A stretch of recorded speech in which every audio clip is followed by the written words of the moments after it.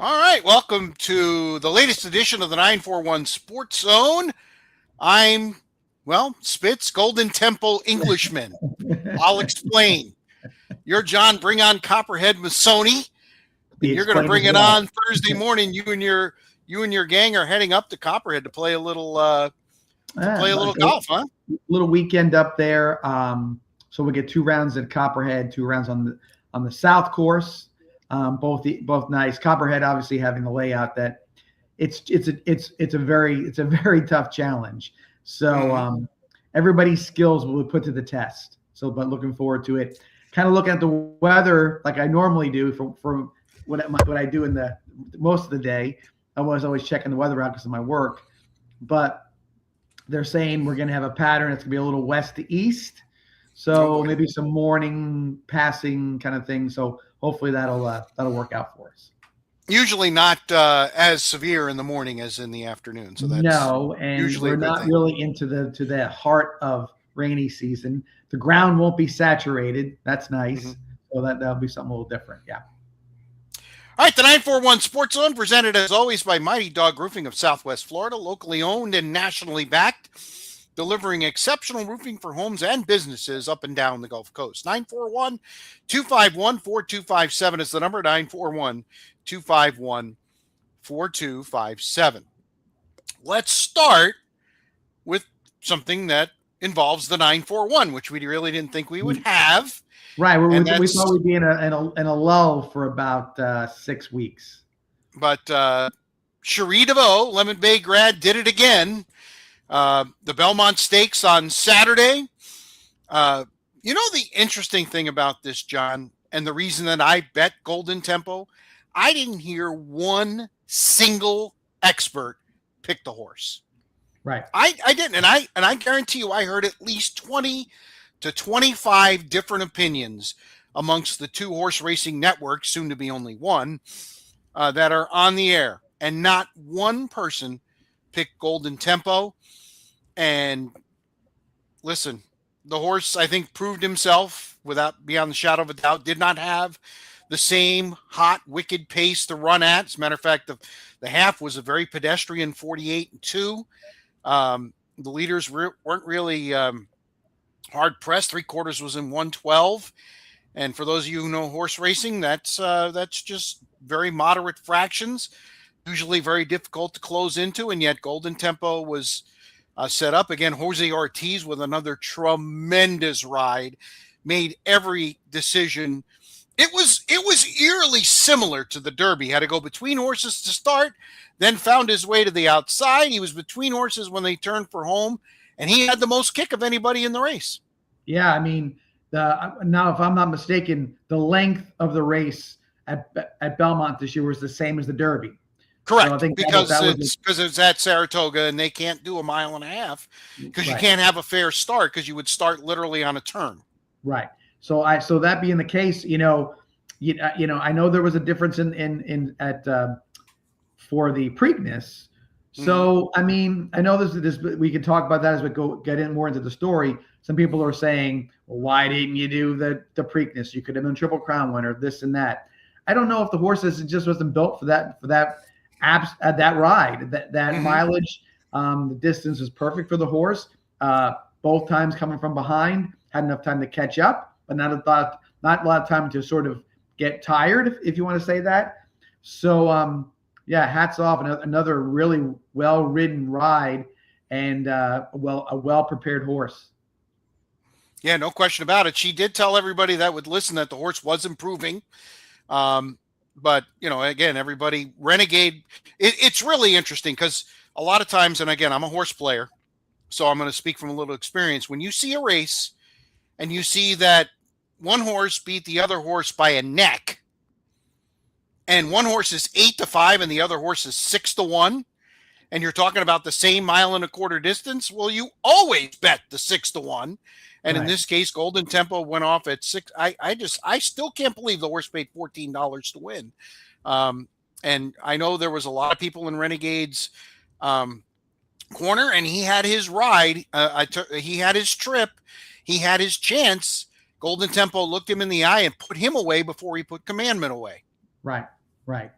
And again, and I said, so, you know, let's just say that I feel like, based on now that the story's been told as far as the Triple Crown is concerned, that everything that could be done to have the horse prepared, like I said, was done to perfection.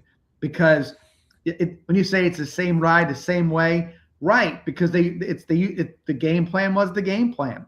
Stay back, don't get caught up, go whatever, find your spot, you know, go out to the outside, everything the same way. And when so it was so well mapped out, so well thought out for that particular horse and that particular two races, that you really it's hard to have that argument about why didn't you run the Preakness, because I think that was the plan, that this is going to work out better for them.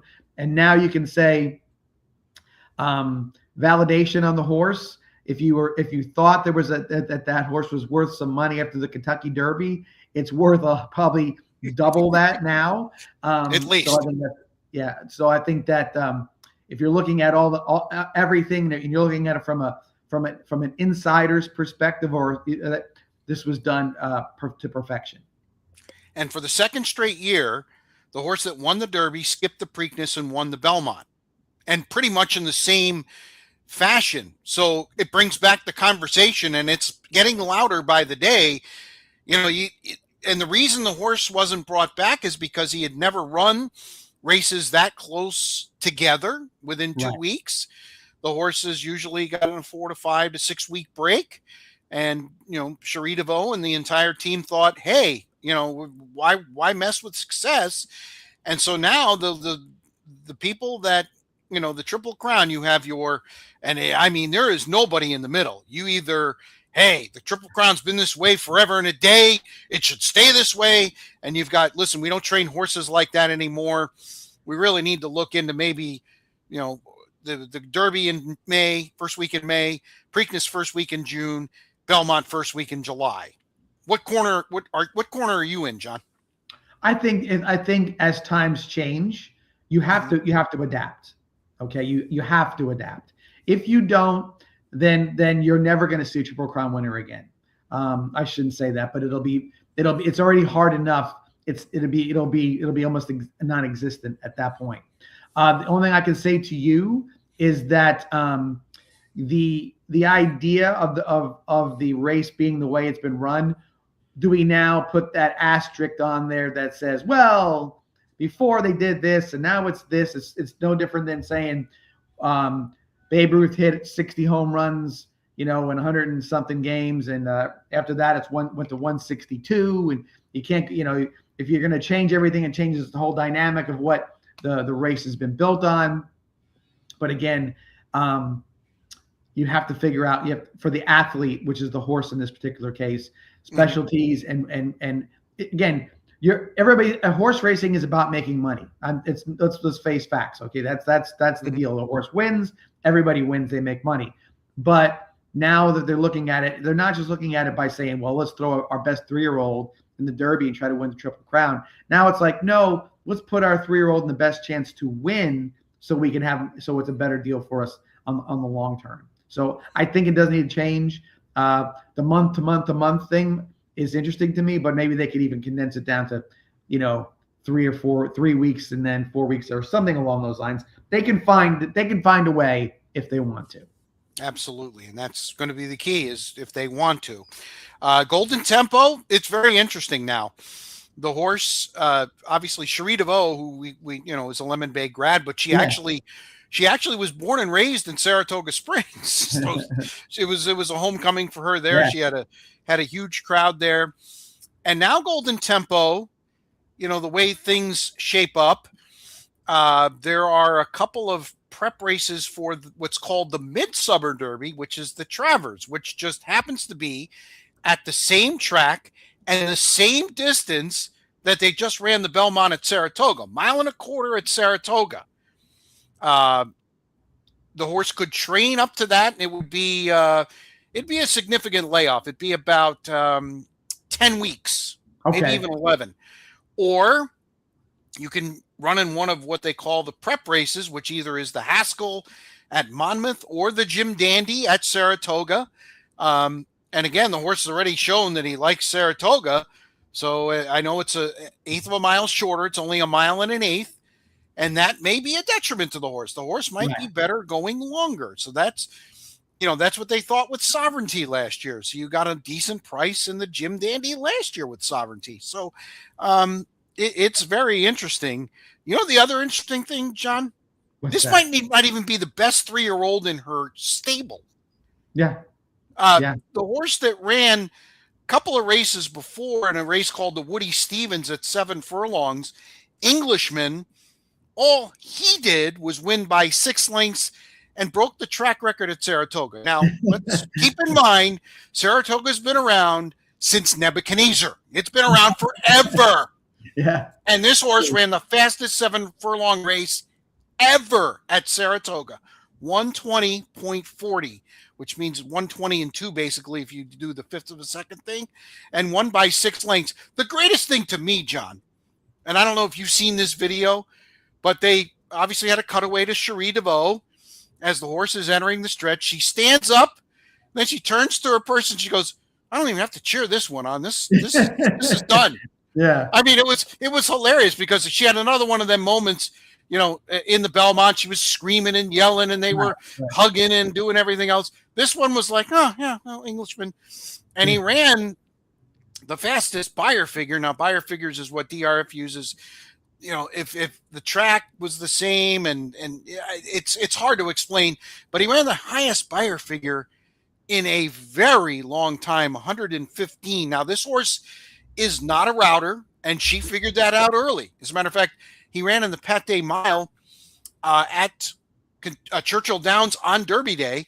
That's a mile race. Ran well for 3/4, and then got run down by Crude Velocity, who was in another zip code this past Saturday. So she knows she's got a sprinter on her hands, and this horse is going to make her a lot of money too. She is, you talk about on top of the world. Right. There's no doubt about it. And she and again, the story is really fantastic in regards to her climb through the ranks and getting to where she's at. So it's good to see it's a local story, but it's a pretty decent national story as well. Absolutely. And one of these days they'll leave her alone for a little while and we'll be able to get her on. I'm still going to be pushing hard for that. But I mean, you look at the interviews now, even on Sunday morning, she did a couple of interviews. She looked dead on her feet, but she had horses running Sunday and she was there to saddle them. I mean, that's what horse people do. It's a lot. Belmont Stakes was great. That's their passion. That's what they love. So there's no doubt about that. So, all right. So there you go. That's a wrap on the Triple Crown. And again, the 941 Sports Zone presented by Mighty Dog Roofing of Southwest Florida, 941-251-4257. Locally owned but nationally backed.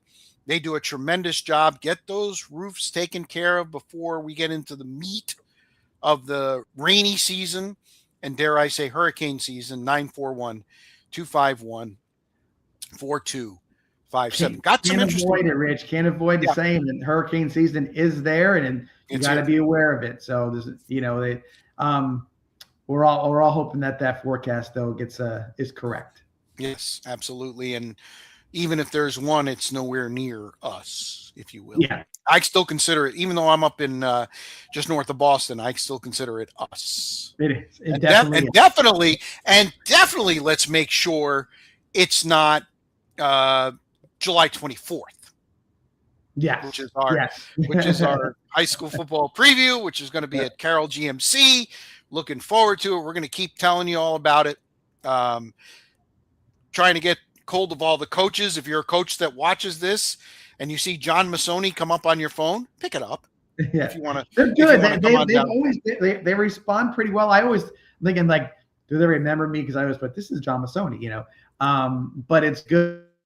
The idea of having a media day and having it sort of work the way it works. I think that they are all on board. I think we mentioned how media has become a huge part of high school in terms of what the kids expect from the program, social media side of things, all that stuff. So they really, it really makes their experience in athletics very much all encompassing as far as especially if you're going to go to the next level, something that you can really enjoy.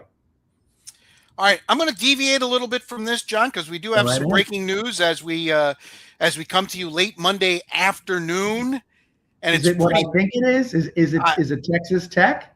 Yes, it is Texas Tech, and quite frankly, I'm shocked. A judge has issued a temporary injunction that favors Brendan Sorsby, who is supposed to make $5 million this year as quarterback of Texas Tech. And even though the NCAA has ruled him ineligible, the injunction says he's eligible and he can play. Now, I know this is not the end of this, but John, I am stunned that a judge, looking at all of the information provided to him, actually ruled in this manner. Rich, everybody in the United States of America is stunned except for this judge. Yeah. Okay. Stunned. 2 games against, how a season starts off with directional U, and maybe you get another game. So nothing really lost in that particular case. Right. To think that this is, started hearing more of the details. He bet $90,000 while he was at Indiana. Okay. $90,000. This is not a oopsie betting with your buddies in the dorm. That's the worst case scenario that any team, pro or college, wants to see, where their quarterback, the guy who has the most control of any, no offense, but if an offensive lineman is betting on the games, I mean, he can olay a guy through there, but the quarterback, he can make anything happen in a game if he wants to. So, yeah, this isn't over, but the idea that somebody would sort of, I can't even imagine the logic behind this, whatever that may be. Either you have no clue, or you're totally clueless in regards to what sports is about, which could be the case, or you are very much aware of what happens in college, and you're a Texas Tech Red Raider fan or booster or whatever you are, and you move in that direction. Either it's criminal or it's what's the word I'm looking for? Criminal or naive or uninformed. Okay. Mm-hmm. That's the difference. And even if I'm Texas Tech, in some ways, well, the judge said so, but I would even think they might even say, look, let's get 3, or let's say we'll give them 4 games off, whatever. Maybe that nobody wants to go back, but it's crazy. It's a crazy deal altogether. It's absolutely nuts. Looking at Texas Tech's schedule, they open with the juggernaut that is Abilene Christian. Right. They do take a trip out to Corvallis, Oregon, to take on Oregon State in week 2. The first game he is supposed to be eligible is actually a Friday night Fox game. How about that? Against Houston. I tell you. My goodness. Right? I don't think we've heard the end of this, John. I really don't. Well, everybody's on board. Usually NCAA is like this is a game. This is you're ruining the sport. I mean, that's pretty much what they're saying. Everybody, sports reporters, the NCAA writers, the college football writers, they're all saying, how in the world could this happen? It's not even like. Shocking is when there's a chance for something happen. This is it's unprecedentedly stupid, and I don't know how else to put it. It's really bad. It's dumb. All right, so stay tuned. I'm sure that story is going to have more legs as we get further and further into June and July. But as of right now, Brendan Sorsby is the quarterback of the Texas Tech Red Raiders, and he's going to make $5 million for playing 2 less games than he was originally supposed to play. Unbelievable. Yeah, and that's the other thing now with the money. Okay, so what do you do if you know that you're going to go back to court and you think to yourself, well, how do we even get here at this point? Do you start paying this guy? Because what if they turn around in 3 weeks from now or 4 weeks and say, no, you're off again? So what are you doing? You're going back and forth. Well, he isn't going to get paid until he actually starts playing. So at least that part is that's fine. Good. Yeah. But you don't know about the other NIL stuff. I mean, absolutely. If you're a business owner in Lubbock, Texas, are you on board with maybe him, doing some NIL stuff for your business? I certainly can't be. Well, the other thing, he's got notoriety. It may not be the kind of notoriety you want, but maybe he's a name that just everybody says, "Oh, look there's the guy there selling cars or chicken wings or whatever he's selling," that kind of thing. Yep. So who knows? All right, let's move on to a story that's kind of gotten some traction and not in a good way. The Tampa Bay Rays. So they have really hit the skids. They've lost 10 of their last 13, and combine that with the Yankees win on Sunday, and now they're in a virtual tie in the AL East, and they lost 2 of 3 to the Marlins. So think about this: their last several series in this 10 of 13 losing streak, they're losing to teams like the Tigers, who were last in the American League, the Marlins, who are decent, but certainly nothing to write home about. This was supposed to be an easier part of the schedule, and it's been anything but for Tampa Bay. And they lose 2 of 3 after scoring 6 runs in the first game. They score 3 runs in the second game, 2 of those in the 9th inning against their former closer, Pete Fairbanks, and they only score 1 on Sunday. Now, Sandy Alcantara is a really good pitcher, and he'll be pitching for somebody else in August, because I guarantee you the Marlins are going to unload him, because they already have the lowest salary, and Alcantara actually, I think, is about 1/8 of their entire salary for the year. So, it's not like they lost to some bad pitcher on Sunday, but still, nonetheless, the bats have quieted down. The fielding hasn't been nearly as good. Steven Matz, left-handed pitcher, was demoted to the bullpen after several shaky starts, and the starters have kind of gone back and forth with good game, bad game. Shane McClanahan Saturday, not so great. Gave up 4 runs in 5 innings. Dennis Rasmussen at least pitched well on Friday. But right now, the Rays are definitely scuffling at a time when they should be making hay, because Aaron Judge is out at least 4 to 6 weeks for the Yankees. So we said something last week about how Major League Baseball there's been a lot of streakiness to it. Didn't the Mets lose like 12 games in a row, and then somebody won a bunch of games in a row? So I think that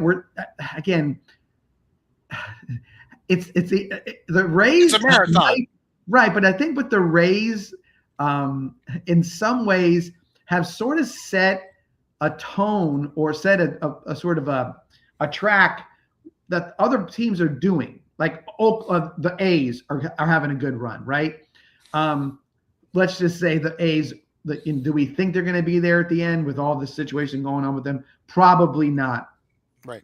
So I think this streakiness comes along with a lot of, taking a risk on a guy who might have a wonky arm, and he starts off great, then he misses a start or 2, and then this comes in, and you can only win with a roster of 45 guys for so long, because you know what I mean, like one guy's in, one guy's out, one's going to AAA, one's moving here, one's moving there. It's like this constant evolution of the team. It's like this organism that keeps moving forward and changing itself and morphing into something else. And you see it in other organizations now. So the Rays with their way of sort of handling their payroll and handling their lineups and how they do certain things. Maybe the Rays have maybe somebody said, by the way, there's how many ex-Ray general managers or worked in the front office of the Rays are out there? Quite a few. Quite a bit.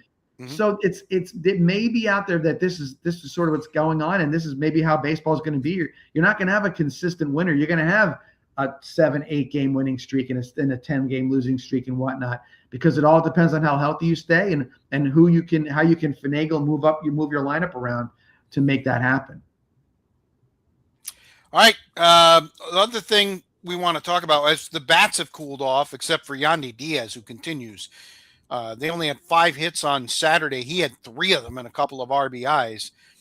And now some people, well, actually, it's really been since spring training, whispers that if the Rays are not buyers but sellers, that he could definitely be one guy on the block. And he probably will bring the most, maybe other than Junior Caminera, who they're not getting rid of at age 22. So this should be a very interesting next 2 months here. He's the guy who will go this time. Yeah. It's you see a lot of other over the years, other guys going away, and he's the next guy. If they're going to go and sell off players, he's definitely the next guy to go. Yeah, so we hope the Rays will be buyers and not sellers.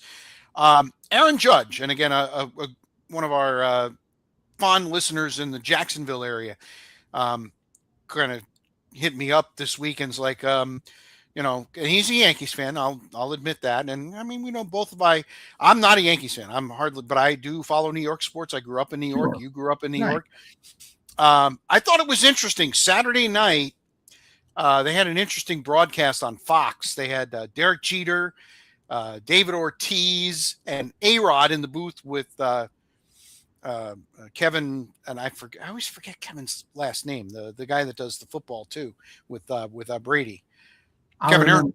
Yeah, Earhart, I think his name is. But anyway, I thought it was interesting what Jeter said, because a lot of people were talking about the fact, Judge is going to be out 4 to 6 weeks. Guys like Ben Rice are not going to see Chisholm. They're not going to see pitches that they did when he was in the lineup. Cody Bellinger and these guys really need to step up. Whereas I think a lot of other people think the Yankees might make an early move, because this injury, first of all, it's 4 to 6 weeks, and then they'll reevaluate him. And he's got a fractured hip. That you really can't do anything in baseball if you've got a fractured hip. And if you don't let it heal completely and you do something to it again, you're done. And if you're done, I think the Yankees are done. Whereas Jeter said on the broadcast, listen, the other guys have got to step up.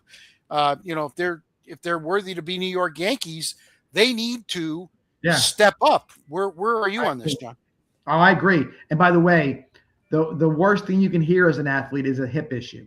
That's Bo Jackson, right? Mm-hmm. That's a hard recovery. Finished his career. Yep. Absolutely. So I would say this: if the Yankees are the Yankees and they are competitive, obviously they're tied with the Rays, they will make a move. There's no doubt in my mind they'll make a move. But this isn't, Hal Steinbrenner is not George Steinbrenner. True. As a matter of fact, he's very frugal with their money. But I also look at it and say that if you said the team has got a good enough makeup to go far into the playoffs and maybe win a championship, whatever it may be, it's hard for New Yorkers and the fan base, which they're loud and proud as far as Yankees go, to sit around and say, yeah, you know what? Don't jump after somebody else. Just do what you got to do. Bring somebody up from the minors. That's not a Yankee thing. They're right now. I bet you today, if you listen to probably New York radio, they were saying, I say we trade these two guys to so and so for this one. They're already playing, GM, and they're figuring out who they're going to get and who's going to. And when Judge comes back, he can slide over to the right, whatever, that kind of thing. So I just think it's the idea. Now another thing too, I will say to this, the Yankees like the back page. They like being on that back page a lot. And the Knicks will be on the back page if everything keeps going a certain way for a long time. And so if the Knicks do it and the Yankees decide they're going to take a year off from doing it, I'm not so sure how the fan base will take to that. It won't take it well at all. And, I can tell you from living here in the Boston area that the Red Sox over the last few years have tried to do things on the financial or the fiscally responsible side, and the fans hate it. Sure. They hate, they got one of the former Rays GMs was their GM for just a couple of years, and and they couldn't stand him because he was trying to do it the Rays way, and the fans they're like, we're not the Rays. We have money. We need to spend money, and John Henry's not doing that. So there's a definite, and attendance is down pretty significantly, not just because the team has been toiling around the cellar, but I think the fan base is just frustrated with ownership and management, and they've had enough. They want Craig Breslow out. They want John Henry out. So, I think New York would be very similar if they don't do anything to improve this team. I didn't think they were good enough with Judge. So I think they've got to go out. This is their excuse to go out and get somebody early. Right. And as far as I'm trying to think back to when I was a kid, Red Sox had a great run with the World Series, and so it's 75 with the Reds. 75 and so yep. One of the best series of all time. I remember the Red Sox always being they had a great lineup, but they were never obviously a winning. They never won, that kind of thing. And I think I'd say since 01, 02, the Red Sox have really taken on that. You know what? We are equal to the Yankees. We're not going to mess around. We're gonna whatever they can do, we can do better. And they took them on instead of trying to be like the little brother trying to beat the big brother once every 100 years. They set out to be equals with them, and they are. So I can understand why the fan base is saying like, no. We're not going to go back and be what we were before. We're not going to be Tampa. We're going to be Boston, and we're going to be right there when they say, "Give me the top teams from both leagues." We're going to hear Dodgers, Yankees, Red Sox. You're going to go through those names. Yep, right. The names you expect to be there. So I think that the Red Sox won't sit around and just let the season wither away. The Yankees, again, I just honestly believe that the Yankees will make a move. I don't listen, Rich. I don't think it's going to be for a guy of like a massive trade, but I think the Yankees could probably find themselves a very capable guy in that lineup. With probably not losing a ton of collateral in that case. So I think that's what you'll see, because if they start to go on the schneid, boy, people are gonna start looking around, and that's not a good feeling if you're a Yankee front office guy or owner or a player for that matter, to hear that the fan base is in an uproar. Yeah. One other baseball note: Tariq Skubal is already in rehab, the Tigers ace lefty, and he actually pitched very well. I think he pitched 5 innings in his rehab start. Looked good. Had some was in control of things. I'm actually watching some highlights as we speak. So a lot of people think, well, that means he's just that much closer to being traded, because a lot of people think if he shows in July that he's healthy, he's gone. He's the Scott Boras guy. Scott Boras, they're not going to re-sign with the Tigers. I don't think the Tigers can give him the kind of money he's looking for. So Dodgers, Yankees, Phillies, the usual suspects will be bidding for his services. So I thought it was interesting, because I thought the timeline was a little further up the road, but I really think that this is driven by the fact that he is looking to get out of Detroit sooner than later. And again, what you said about his agent, Scott Boras, he's always been the guy that sort of, I don't know how good he has been for baseball. You know what I'm saying? He does his job well for his clients, and that's really all his own responsibility is for that. But he's not a very well-liked guy in the baseball world.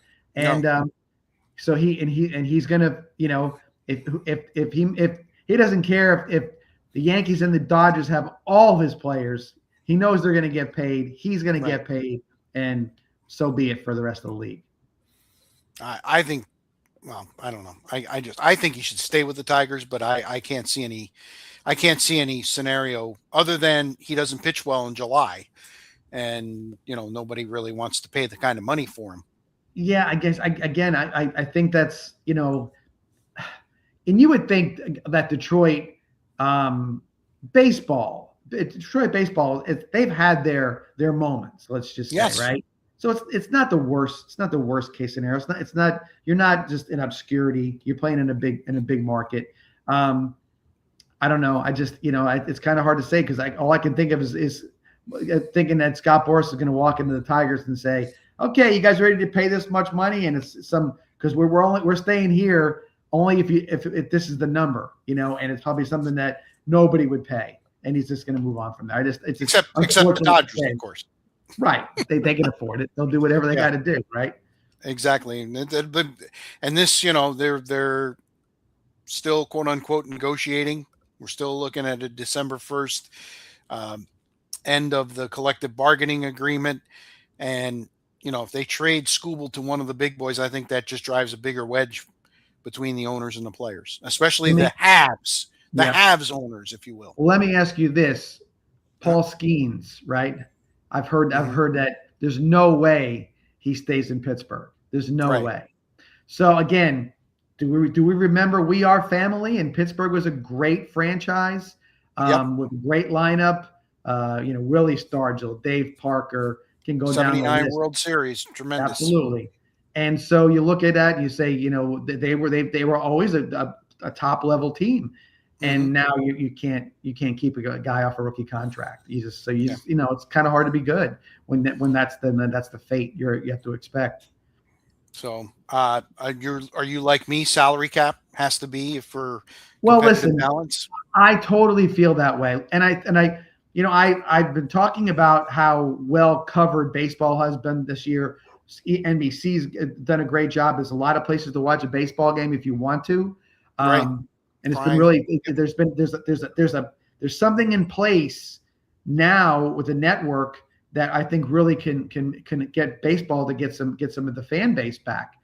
But if they don't get it right, so many people think about this: the inner workings of baseball, as far as trading and drafting and everything, is very convoluted. It's got a lot of mishmash to everything else.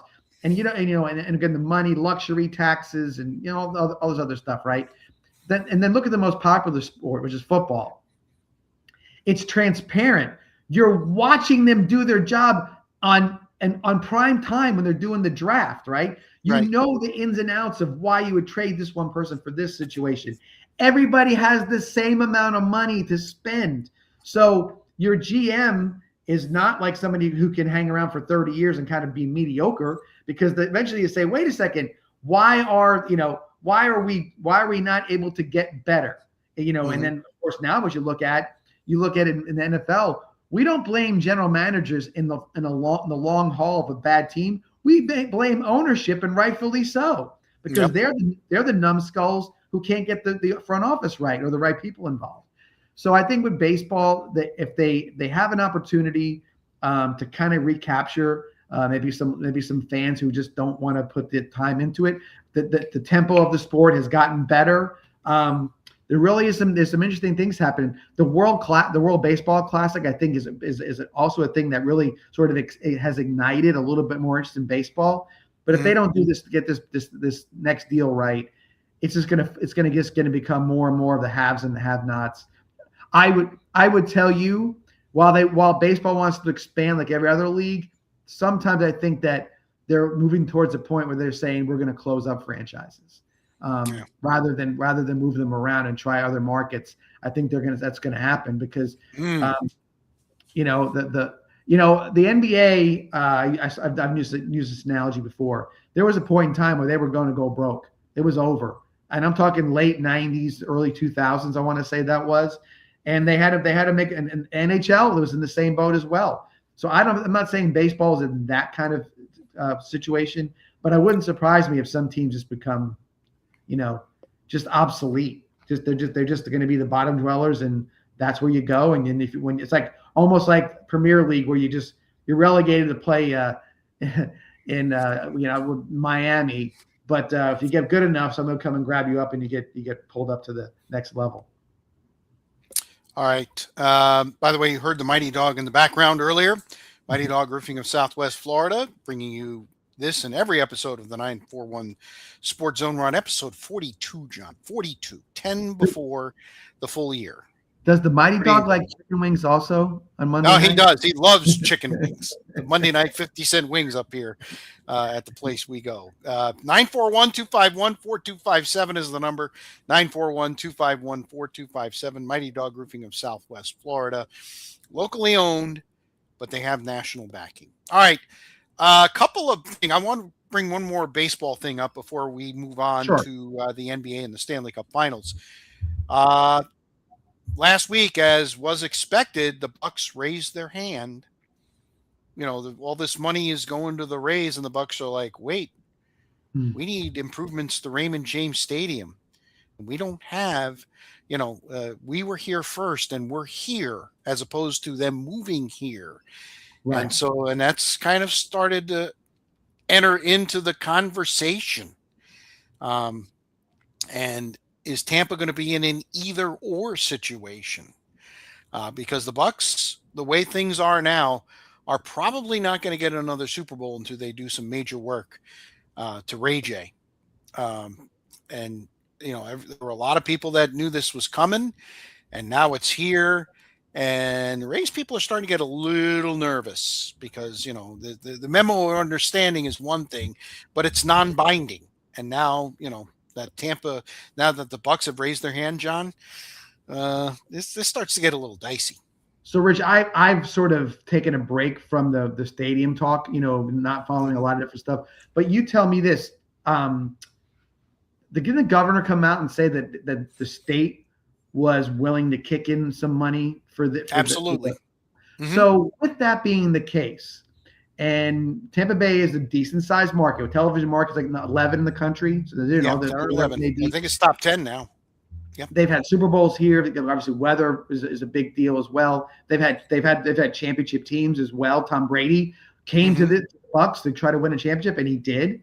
So what are we fussing over? Is it just because, again, it's because the Havoc camps don't want to spend their teetotaling money on that? They want to spend it on a walkway along the road or whatever that, you know what I'm saying? Are we going to step up and get ourselves and be a don't not having to have an either or scenario? Let's say let's do both, because both means bigger, better for Tampa. Okay, let's stop complaining about, well, we don't need this, we don't need that. It's so it's so I don't know how to put this, but it's so small of them to think that we can't do this and we can't do that. You have 3 franchises in Tampa, not 4. Okay, you have 3. Mm-hmm. So you're still not up there with the big boys, but you're there. You're close. You had successful baseball. Successful football, successful hockey, obviously, and you've had better than average success with the Rays. So what's the complaint? It's what defines some cities in the situation. I don't get the pushback. I don't understand the pushback. I think they have to step up and finally say, this is where we are. This is who we are. And I will say this to you. This back and forth with the Rays as far as trying to get everything done, I think clearly St. Petersburg, now that you look at it, has been a terrible partner with the Rays. Mm-hmm. Now, I'm not saying that the Rays ownership has been top-notch either, but from both sides of it, it hasn't really worked out, in my opinion. There's this idea that take it or leave it. We know the trop is the trop. You signed a piece of paper. Tough luck on you. Then they try to redo the situation, and then it gets all jumbled up every single time. There was something else that came along with it. Now you've got energy behind it, a facility that's going to have the college be renovated, everything else. You know what? Tampa needs. If Tampa is the big boy, let's step up and be the big boy and not complain about it. All right. Speaking of big boys, the New York Knicks have played like big boys in the first 2 games in San Antonio. We're recording this late Monday afternoon, Game 3. There's already fans lined up to get into the Garden because Mr. President is heading in and security is heightened. A lot of Knicks fans are upset because they feel that Donald Trump is messing with their mojo because they can't have any outdoor parties because of the president being here and the heightened security. Let's look at what's going on the court. The Knicks won the first 2 games. They made the plays down the stretch. Game 1 was tied. Actually, San Antonio had a 1-point lead with about 2 minutes to go, and the Knicks scored the last 11 to win Game 1. And Game 2, it looked like San Antonio was the team that was making the run. They were 14 down in the fourth quarter, got it to even, actually had a 2-point lead very late. But Jalen Brunson hit a fadeaway jumper over Wemby. Yes. What a shot. I don't think he's getting enough credit for that shot. And he had a horrible shooting night. He was 7 for 25, but number 7 was as good as it gets. Then he hits a foul shot after Wemby's inexcusable turnover. He's had 2. He had 1 late in Game 1 and that one late in Game 2, and then he misses the open jumper. The Knicks, this has been a back and forth series, and I got a lot of people telling me that they don't think the series is over. I do. Personally, I just think, It's kind of like, it's not like the Cleveland series, but it is. I mean, even if the Knicks split and go up 3-1, I think they're going to get the horse in the barn in this series. So, Rich, I'm going to tell you this. Last week, I really, really felt strongly that the Knicks were a better team than the Spurs. I still think that Oklahoma City is a better basketball team. I think we look at athletes, young athletes that they haven't really figured out a lot of what's going on. You see them take turns and guys disappear in these games. Was Champagny, that's how he pronounces it. He went 5 for 6 in the first half of game one, disappeared in game two. What's the number 5? Castle? The UConn kid. He just looks like he's going to throw a hissy fit. He's got that look on his face, like not like the veteran guy going up to the referee and saying, "What are you doing to me?" He's almost like he looks like he's a little lost. And so he's been sort of a non-factor in this whole thing.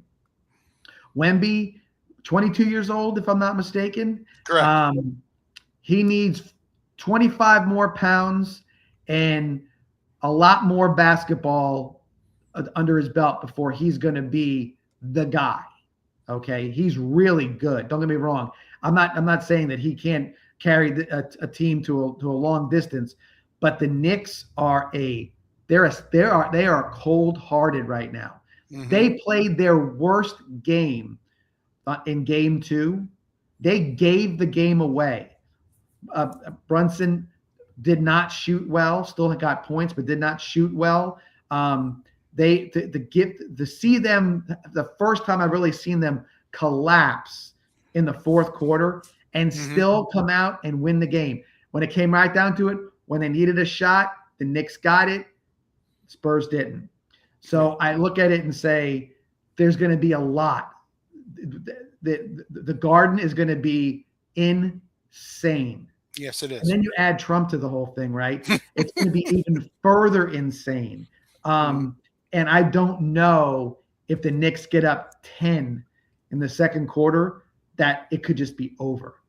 Yeah. I'm not saying they're not going to score points. I just don't know. Looking at San Antonio as what I thought they are, as a bunch of young, really good athletes, going to be really tough to beat as time goes forward. But I just don't know if they can, at this point, that this is the Knicks. The Knicks look, I said, cold-blooded. They just look like they got it figured out. And I love Bridges throwing up, taking over when the other guys couldn't score. I love all those guys coming in and keeping them in the game. And then I also like the fact that they do attack Wemby every once in a while. They get a little, they drive in on him and get him out of position or whatever it may be. I do like that they're not afraid to shoot over him as well, because every time they're making him move all over the place. If you look at Wemby on defense, he's out by the 3-point line, then he's underneath the basket. He's all over the place. And I think he missed that shot at the end of the game. People say, well, easy shot, he should have had it. But they already said he was trying to shoot it and worried about where the rebound was going to go if he missed. Not, I got this. This is practice shot. I can do this all day. But I at this point, Rich, if you're asking me now, I think it's a sweep. Wow. I think it's a sweep. But again, a lot of people think like you. But I think again, but to me, if it's not a sweep, it's 6. I think it's 6. But that would be what I didn't want it. It's because now that you looked at it, now that I see the two teams on the court together, I think that what I saw is correct. And don't forget also, Knicks got their number a little bit. They beat him in the cup. Oh yeah, they beat him 4 out of 5 this year. Yeah. There's something to be said for that. But to me, the guy that has been the difference maker in the series, John, is Karl Anthony Towns. Yes, he has. Yes. He's not been afraid of Wemby. He's gone right after Wemby, gone right around Wemby. 21 and 13 again in game 2 after a solid game 1. To me, he's the guy that has stepped up and has given the Knicks what they've needed. Because you look at this series, and you look at both games. The Spurs had double-digit leads at some point in both games. Yeah. and yet they couldn't get the horse in the barn. And I think Towns has had a lot to do with that. He was big in the third quarter in game 2. Brought the Knicks back. They were 13-14 down in the third quarter, brought them back, and then set the stage for the fourth quarter, of which the Knicks got way up, and then they were able to, like I said, get the horse in the barn. So I think if the Spurs are going to get one, it's going to be Monday night. I really do. I think that's I think they're going to be a more focused team. I think it's interesting that Vegas only has the Knicks favored by 1.5 points. I would have thought they would have been a little bigger favorite in the game. So, and again, they don't build those big buildings for nothing. But I do think that the Knicks end up winning. And they might be a gentleman's sweep. They might win in 5. Yeah, which it's would possible. be winning in San Antonio, which would not be surprising. I agree. And the other thing too, just to mention one more player, Hart. I mean, he is Josh Hart. It is Josh. Yeah, Josh Hart. I second guessed myself. But Josh Hart rebounds, loose balls, plays hella defense. Again, that's to say, they're basketball players. All of them are basketball players, and guys coming off the bench, Mitchell Robinson can lean on Wemby a little bit. You just see that they got guys to do that. They're what do they go? Probably 9 deep and not feel like they're going to lose much going 9 deep. That's really good. That's really good. It is. All right, Stanley Cup final. Holy smokes. If you haven't watched these games, man, you are missing out. And last game was incredible. Vegas, I think they've been the better team for more of the series, but they are having trouble getting the horse in the barn, if you will. They're having trouble slamming the door shut. Carolina has been able to score 9 goals in the third period and overtime in the series. Vegas gets up 4-0, and that's with a goal disallowed on an offside. They could have been up 5-0. And then, Mitch Marner has the hat trick. Hello, Toronto. How are you? Yeah, gosh. Has the natural hat trick, fastest in Stanley Cup final history. Carolina says, hold my beer. We're going to score 3 goals in 39 seconds of the third period, then score late on a power play. And it was a legit power play. The Theodore put the puck over the boards. That's automatic. See, that's what I like. There's no subjection there. It either goes over the boards or it doesn't, and it's automatic penalty if it doesn't touch anything or anyone on the way out. Yeah. And he owned it after the game, said, listen, I got to be better there. I got to make sure the puck stays in play. Yeah. Of course, it's a lot easier to talk about it after you end up winning a double overtime game. I thought the series could have been over if Carolina would have finished off with that overtime win. Instead, they end up putting the puck in their own net. Right. Just reminded me of Steve Smith against Calgary in '89. Just an own goal. So Vegas is up 2-1. Vegas has had the better of the play, and yet I still think Carolina is more than alive in this series. As a matter of fact, you'll find out a little later how much alive I think they are. I would be surprised if this doesn't go 7. I would be surprised. And the games themselves, heard a little chatter today on listening to little sports today about how hockey has become a little bit more freewheeling and somewhat. It's nice to have a 5-4 double overtime game as opposed to a 1-0. Somebody scores and then they just sit on the puck. The New Jersey Devils came up in the conversation and said how they basically ruined hockey for about 10 years with the idea that the left wing lock, or what was it called again? That was what it was called, the left wing lock.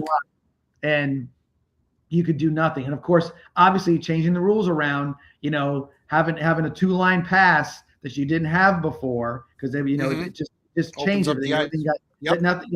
Everything isn't stuck at center ice. So I think that really changed it a lot. And you see guys now, they're getting to use their skills.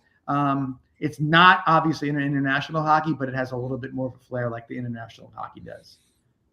So Vegas up 2-1, game 4 Tuesday night.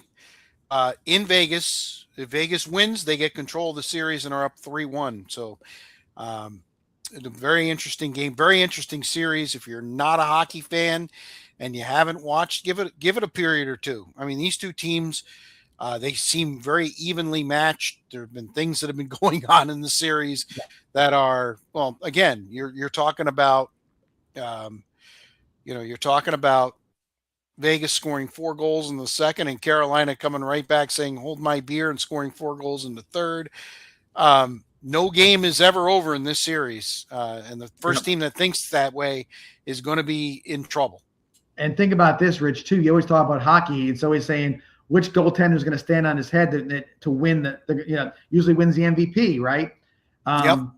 They even Carolina, they're not quite sure what they have in goal right now. No, and what's his game? Hart, the goalie for Connor Hart, States, for Vegas, He's not setting anybody in the world on fire either. But is it the worst thing in the world to see some pucks go in the net? No, it's not.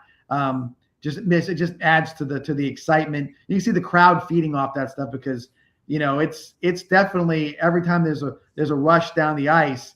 Boy, you can feel that how the fans, especially the home fans, get fired up. So.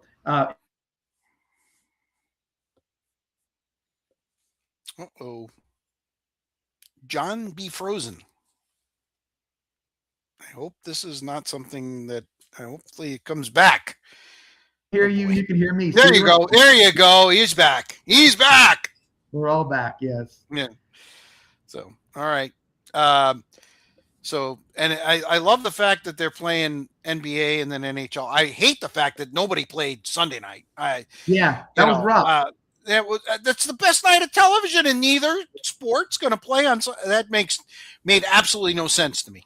None whatsoever. Baseball, Rich. You could have watched the baseball if you wanted to. Yeah, so. But no. But you know what I'm talking about. Yeah, you got the finals, you got momentum, and both series take an extra day off. Now, the NBA says, well, maybe for travel from Santa. Today, you get there in 3 hours. You're in luxury. You're on a team plane. You're not traveling coach. I mean, come on. As a player, I got to think that they probably want to play it. I don't know if that third day is really keep the momentum going. Keep the mojo. Absolutely. All right, a couple more things. Tennis, French Open. We knew there was going to be 2 first-time winners. Let's give it up for Alexander Zverev. He desperately tried to choke away the men's title yesterday, but woke up in the 5th set and destroyed Caboli 6-1 to get his first Grand Slam and the first men's Grand Slam that wasn't won by either Carlos Alcaraz or Jannik Sinner. And that goes back a few years. I think 2022 was the last time. It's funny, like the French Open almost seems like it was like the survival of the last guy up is gonna get there. And that's good. I mean, you'd like to see it shake up a little bit, although it was sort of like a very heavy attrition on the top end of the men's side. And so but again, clay courts back in the day, people were specialists on clay, and nowadays you see that you still see that clay can really take out some of the players. Pete Sampras never got the career Grand Slam. He was my favorite tennis player, and I think he never got. I think he maybe got to the semis once, but he certainly, he was not long in week 2 in a lot of those French Opens. So give it up to Alexander Zverev. So he finally got there. And on the women's side, Mira Andreeva, she won in straight sets. She was the seeded player, beat the qualifier whose name I can't even think to pronounce, but nonetheless, Andreeva gets her first major on the women's side. Good on her. Now she's got to try to do it again at Wimbledon. And this to me is what makes tennis really good. Okay.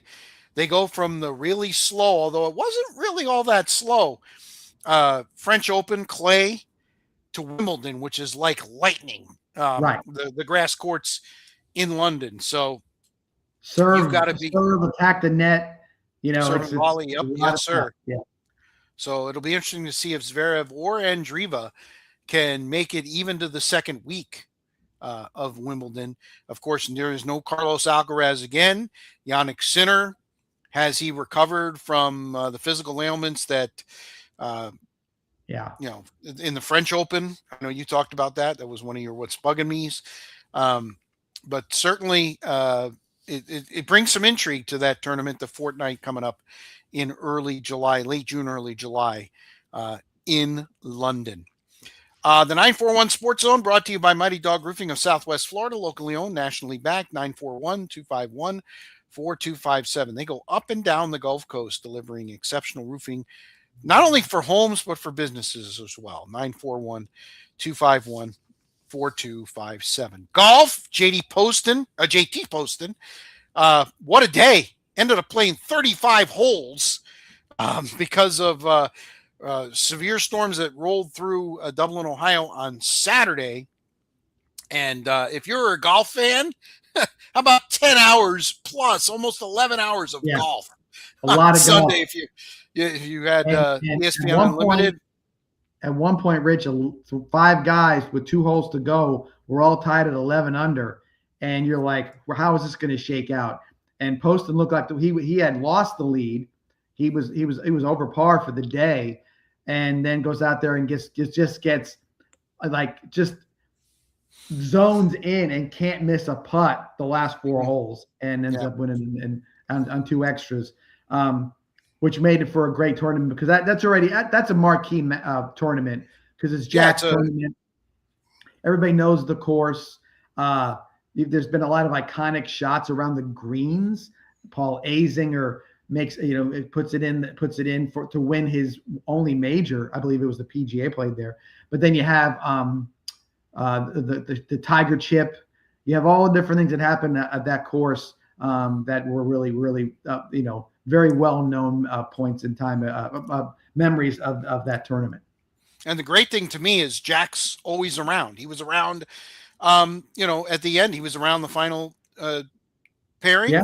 He was around Poston, and then he watches them come in. And then he was there for the playoff, and good on him. He's starting to age a little bit. My favorite player of all time. He's now 86. I hope he can hang around for a few more years. But his tournament, the guys love playing there. They love paying homage to him. Yes. And certainly nice job by JT Poston. To get the horse in the barn. Boy, what a roller coaster ride he was on, like you said. Looked like for all the while he was going to win easily. But as we've seen this year throughout, just when you think it's over, somebody else hold my beer.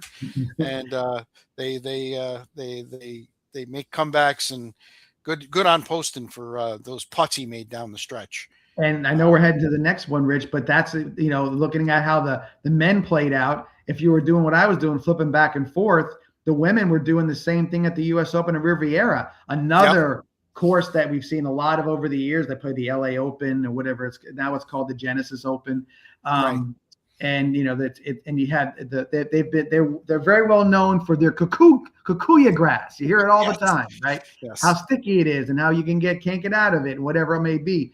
And at a U.S. Open at Riviera, when they grow up a little bit, it is hard. It was very penal that if you were in the rough, you were trying to chop it out and do whatever.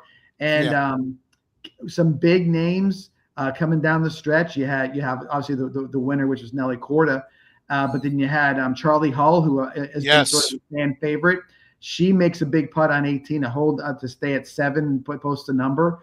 But again, it was very well played. I thought it had a lot of compelling aspects to it, because the course was compelling. Yes. You know that you can't be right on 18 because you get stuck behind the trees. You know that there's certain holes. One hole where Humphrey Bogart used to sit under the tree and watch them play the LA Open. That you can't miss that so you're not alone. You can drive. The men can drive the short par 4. So there's little things like that are out there. These iconic holes. And the play was up to par. You had people chasing, you had people holding on, and then when it came right down to it, Nelly Korda sinks a slippery nine footer downhill to go up 1, and then does whatever. Yes. Everybody who plays weekend golf knows this. You make the putt, you win the match for $5, and you somehow or another yank that putt a little left, and it catches the edge and doesn't. It should roll out, and it rolls in. You look around and say, "Wow, did I just luck out?" Because that was all about a little bit of a choke. If that's the case, you have the tendency is to stop your stroke or flip your putter a little bit. Went a little bit left. If that putt was another 2 inches longer, it wasn't going in. So just correct. 2.5 footer that, yeah, no question about it. I love the fact that the winning score was -8. To me, majors, that's a nice score. I mean, the course, like you said, the course was tough, yet you could score a little bit. -8 is I think is very fair. I watch LPGA golf because they play from the distances that I play from. Right. Okay. And so you're watching club selection. Oh, like you look and say, oh, I can hit a hybrid into a green that slope. Like you watch them hit shots that you might be. The club selection may be the same in a lot of cases. So it's kind of fun to watch.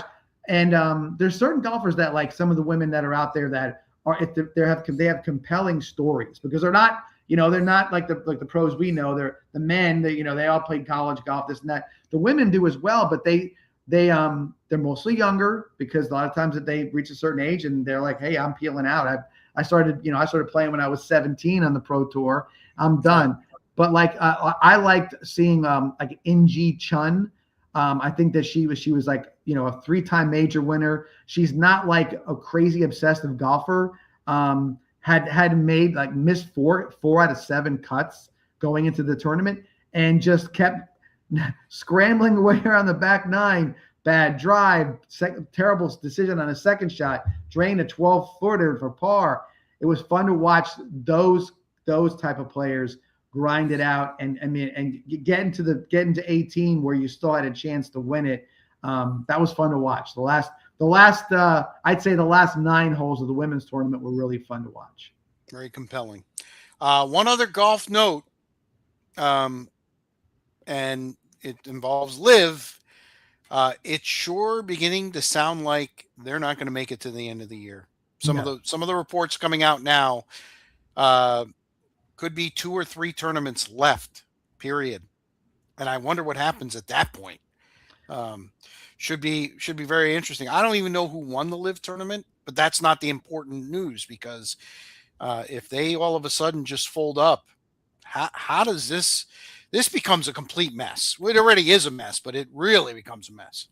Well, now you have these guys, some of these guys, not all, but the big name guys are digging their heels in. They're doubling down on the rhetoric. Well, I'll just do this and I'll just do that, or whatever it may be. I will figure it out. There's big money out there who wants to do this stuff. Okay. No, you're not. Because if you want, so let me see how much you love LIV. They paid you $150 million, $500 million, whatever they paid you to go there. And now you're saying you're all in on LIV because you love it so much and you want to see it go. Where's it going to go? It's not going to go anywhere. Nope. That's a traveling circus. Okay. It's hard enough from the PGA Tour to go from California or from Arizona to Florida and have all that carnival of people, the trucks, the merchandise, you name it, all going to the next place. How's that going to work for you financially when you're going from Singapore to somewhere in Miami, okay, or whatever it may be? It ain't going to work, because that's why a worldwide tour has a really hard time doing it, because it costs a lot of damn money to do that kind of stuff, and to get no return on your investment, 0 return on your investment, and you bought as many big name people as you can. I don't feel sorry for anybody in this scenario. They even said out and said, look, take the Koepka route out, and they didn't want any part of it. Now, I think the PGA players are going to be like, too bad, man. You wanted to still try to kick sand in our face after we got the bully pulpit over you guys. Go do what you got to go play the Asian tour. Go do what you want to do it anyway. Go do it. Go have fun with it. Enjoy it. Now, so let's see how much you enjoy it. I want to see how much you enjoy team golf when you're splitting $20,000 between 4 guys, and one of them is the 450th ranked guy in the world, and you're handing them you're the number 2 guy in the world, or you should be, and you're handing your paycheck over to him. Nah, ain't gonna work. All right. Before we get to our locks of the week, Pete Thamel of ESPN is reporting that there have been informal talks. We're going back to the Brendan Sorsby thing. Yeah, Sorsby. He's all over Sorsby. He's pissed. Yeah. Well, apparently there has been some informal discussions about Big 12 teams not playing Texas Tech this year. I'm telling you. Wow. Rich, that would be incredible, actually. My ESPN feed, I get little blurbs. I get 12 of them. 11 of them were everybody how pissed off the writers are. This guy, everybody is up in arms. No matter whatever way you fall on politically or whatever it may be, there is nobody who says this guy deserves a second chance. Nobody except one judge in Texas. Right. That's the deal. The NCAA is going to appeal. So this story will have plenty of legs throughout the summer for sure. And listen, they're turning this kid Sorsby into a villain. Martyr? A villain. He's a villain now because they're like, you know what you did. They're not doing no. Now, John, I'm going to go back. I'm going to fight back a little bit. They're not doing it. He's doing it. Correct. He's doing it. Right. And for this and again, if Texas Tech said we want to separate ourselves from this. Thanks, but no, we're not going to do this. We don't want to cloud the around our program. But again, they're giving him a place to go to. They're not saying anything else. So that's what I mean about he could do it too.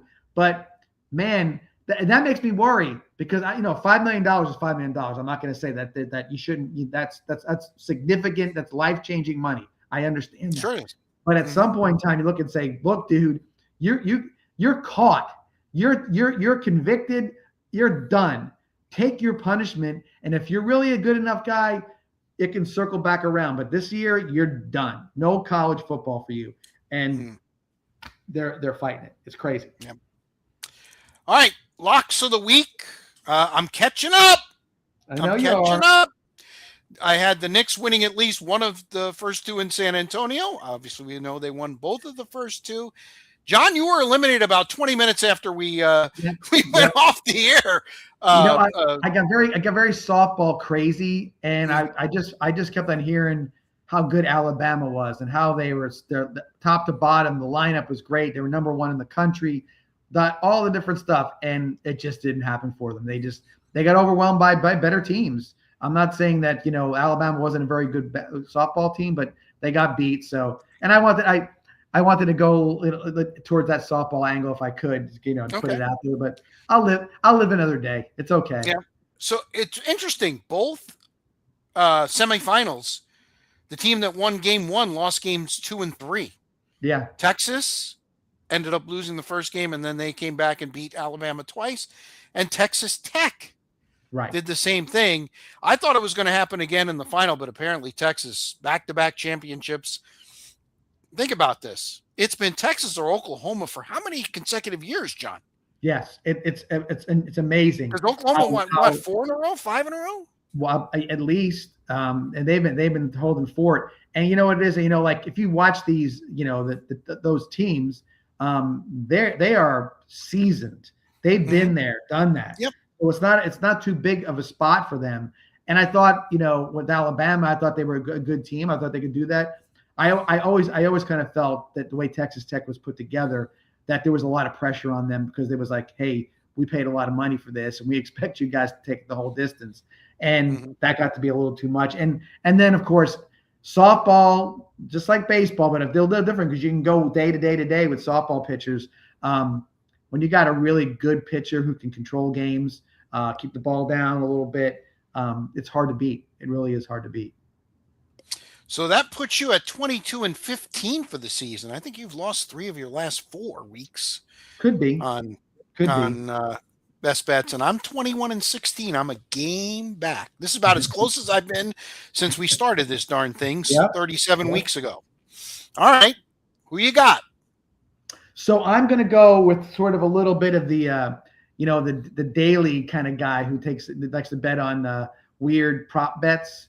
So Okay. I'm going to say that Jalen Brunson Mhm. scores 28 or over in the next 2 games at the Garden. In both of them. Yes. Really? He's going to go over 28 in the next 2 games. And that's where my Okay. sweep's going to be coming from. Okay. I just think that he hasn't had that Brunson take over. No, he hasn't. Win the game. And I think if there's a game, if they win tonight and there's a game 4, he's gonna go crazy to win that thing in the Garden with a sweep. I think that's why I said I feel like a sweep. If the Knicks win tonight, I don't see how they don't sweep them, because I think that the young guys haven't been there at San Antonio, right. And I just think that the Knicks, that's when the assassins will come out and they'll be ready to go. Unless they get cocky and do something silly, I think it could be something similar to what happened with Cleveland when they swept them. So we'll see. So yeah, Brunson 28 or over for 2 games. For 2 games. You could just do one. You could just say no, this. I think he's gonna have a 38-point game, and I think he's gonna carry. I could see him in a game where they're gonna grind, that he comes out and gets his points early and often in both games. But I think he's capable of both. Both nights. All right, I think I teased mine a little bit. I think my lock of the week is Carolina wins game 4. I think they're going to come out. Frederick Anderson's obviously a little peeved that he got lifted, although, hey, you give up 4 goals in a period. Need to shake things up. I thought that was a great job by Ron Brindamore, and it lit a fire under his team. Sure. And they were able to score the full 4 goals to get back in the game. And again, it was just a fluky play. And I think that's what's going to fuel Carolina. I think Carolina wins game 4. And I agree with you. I think this thing's going 7. And I think even if Vegas were to score first, I think Carolina has the confidence now, especially scoring 9 goals in the third period in overtime. They never think that they're out of a game. But I think this one's going to be. I could get really risky like you and like call it two or more goals. Carolina wins. I'm just going to say Carolina wins game 4. I think this is. Then I think it's a best of 3, starting on Thursday night with Carolina having home ice. But it's been a fun series to watch. And I like when they take turns winning on each other's ice, because you never know it makes compelling that those last 3 games, 4 games, very compelling, that they know that they can win on either rink. All right, final segment. What's bugging me? You wanna hit the tee box there, young man? Sure, I'll go first, and it's simple, very obvious. So obviously, what's bugging us both is a lot is the Sorsby situation. But what I'm going to say basically is that I think it's ridiculous how much money you have to spend to go see a basketball game in New York City tonight. Oh. Yes. It's not like that. I get it. It's been a long time. They've been there before. And if you can get it, look, I'm all about capitalism, my friend. Understand, if you bought tickets and you're a season ticket holder and you got those tickets or whatever it may be, then if you can make $100,000 selling your tickets, or 25, whatever it may be, I have no problem with that. I really don't. If I was going if I had tickets to the Garden tonight, I would be looking to sell it, because that's going to be what show. Okay. Yeah. Security. You got to get there 2 hours ahead of time. I would rather be sitting at the bar down the street, out three hours in my living room watching it with my kids or my family. Yep. Forget it. But it is ridiculous that this can happen. And look, it's only happening because there is a secondary market. Yep. Secondary market for this, and it's out everywhere. Super Bowls, they get stupid amount of money for tickets as well. But this is insane. And so I think that's unfortunate for the. There's probably guys that have been at all the games of the Garden since '99, right? Maybe the guys who've been in the Garden since '73, since they led the last one, and they're probably priced out of this thing, and it makes no sense to go. Yeah. So that's fucking. I hate to tell you, but that's what I had. Um, Okay. the least expensive ticket, John.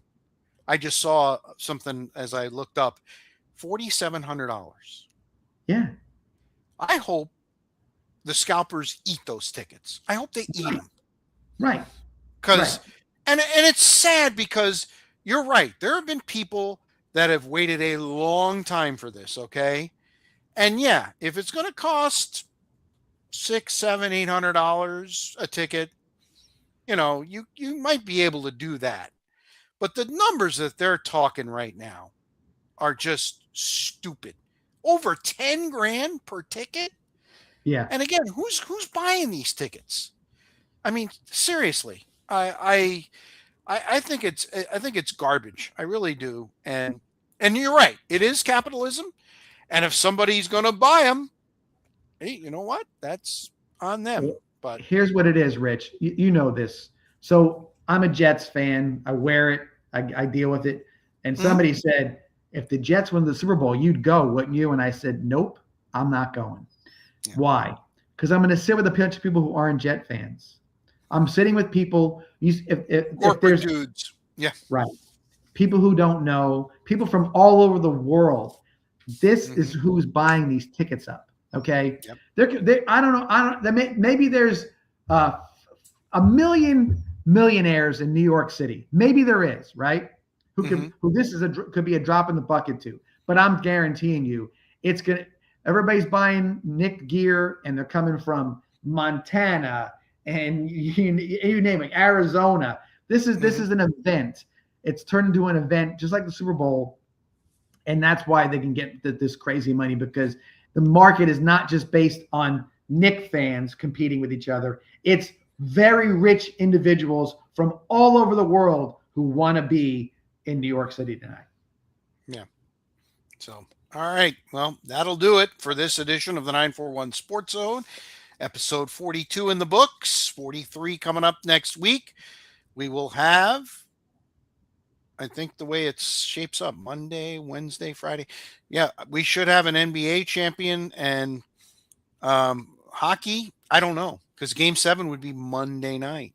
Which would be cool. So, yeah, it would be very cool. Tuesday, Thursday. Yeah, it would be Monday night because they're playing every other day from here on out. So, and another real quick plug for the media day again. Yes, please go. Yes, and we're obviously working with Vibrant Aspect Media again, doing all their good work as far as the broadcast of the podcast. I wrote a list. I sent it to you earlier. Like I said, it said, did I miss anybody? 22, 23 teams, maybe, if I'm not mistaken. Some new teams as well. So we're looking forward to a big turnout.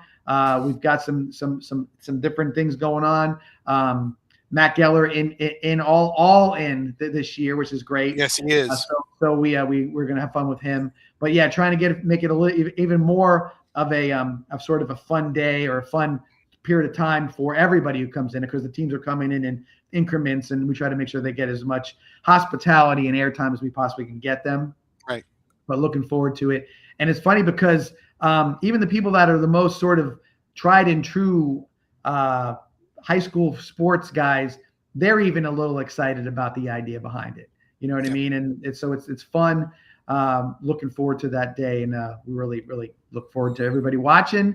And then obviously with all the stuff that's been going to be going on, and get a little tailwind on the 941 Sports Zone with that, so everybody starts seeing, subscribing and seeing what we're doing as well with that. So it's all part of that fun day. Again, that day being January 24th. Actually, kick it July off. 24th. January. Oh, my Lord. July 24th. We kick it off at 8 a.m. I'm sorry. Well, I told Francis 8:30 a.m. Okay. Right. Because I'm always like, we got to get going, because we if we can get it to be where there's a little more time with each team, that would be nice to do.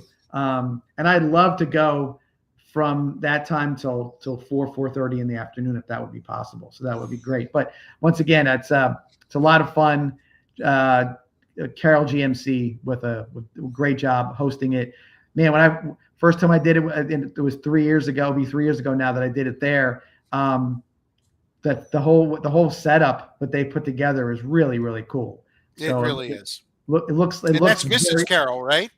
What's that? Is that Mrs. Carroll that puts it together? Actually, it's there's a few people that are involved, but it ain't me. I can promise you that. I am not a detail person at any stretch of the imagination. So yeah, I leave it up to the more decorative type of folks, the more artsier type of folks. I just show up and say, wow, and then I'm off and running. Again, July 24th, July, not January, July 24th. By the way, if you do like my brother up in Jacksonville, follow us on YouTube, give us a subscribe, give us a like, and give us some feedback. Give us some feedback. We'd love some feedback. We're on Facebook. We're on X, the artist formerly known as Twitter, Instagram. We're everywhere. And my daughter's going to help after she gets off her cruise, and I hope she has a fantastic time. Getting us on Spotify and on Apple Podcast. Perfect. And I'll tell people too, especially the YouTube side of it, it's fun. I cast it onto my TV. It's really easy to do. And it is. There's nothing that people say, well, no, if you want to watch it on TV, that's great. And of course, if you can put it on, I will listen when I'm doing my exercises in the morning. There you go. I've heard a few people have said that. Yeah. Few people. I listened this morning to kind of make sure I remembered everything from last week, and I'm like, okay, that was that, because the timing is good on everything, so that's nice. Finished up with what's bugging me while I was eating my oatmeal, so everything timed out perfect. Good to know that your oatmeal wasn't bugging you. No, me and my oatmeal, we love each other. Stay natural. Stay natural. All right, that's the one thing I don't miss is that oatmeal I wake up every morning to my oatmeal. There you go. All right. So that's episode 42, as I mentioned, 43 coming up next week. Looking forward to it. For John, bring on Copperhead Masodi. Hit him straight, John. I'll try to, Rich. If I break 90. What I was going to say, there you go. Okay. So break 90. Well, yeah, we'll play it twice. If day one I can break 90, then day two on Copperhead is when I try to put up a score. That's when I get my serious face on. Okay. And of course, it depends who you're playing with too, because if somebody else is playing bad and then they've decided it's time to have a couple transfusions as opposed to playing the game, right? Then I'm like, do it on your own time. Don't be bugging me. Yeah. So we'll see. All right. I'm Spitz. We're out. See you guys. Till next Monday. So long, everybody.